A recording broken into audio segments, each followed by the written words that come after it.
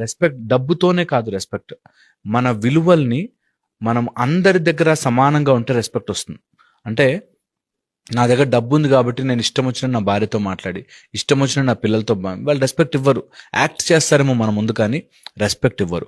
So డబ్బుతో పాటు మనకంటూ ఒక డిసిప్లిన్ ఆఫ్ లైఫ్ ఉండాలి, వాల్యూ ఫర్ లైఫ్ ఉండి తీరాలి. అప్పుడే మనకు అన్ని they will be in respectable position. నా దగ్గర డబ్బు ఉంది కాబట్టి నేను ఇష్టం వచ్చినట్టు మాట్లాడతాను, లేబర్ వాళ్ళతో ఇలా మాట్లాడతాను, వాళ్ళతో అలా బిహేవ్ చేస్తాను అంటే ఎప్పుడు రెస్పెక్ట్ఫుల్ కానే కాదు.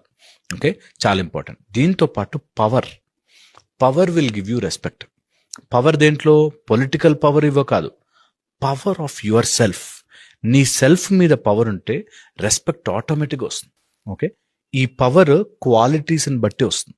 మన క్వాలిటీ ఏంటి? ఇప్పుడు నీరుంది, నీరు తడపగలదు, అది దాని క్వాలిటీ. మనం ఎంత తిట్టుకున్నా కూడా నీరు అవసరం ఉన్నప్పుడు అవసరమే, దానికి రెస్పెక్ట్ ఇచ్చి తీరుతాం కదా.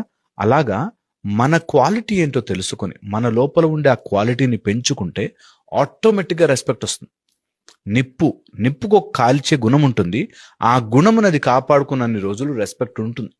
అందుకే మన లోపల ఉండే గుణం, క్వాలిటీని ఎప్పుడు కాపాడుకోవాలి.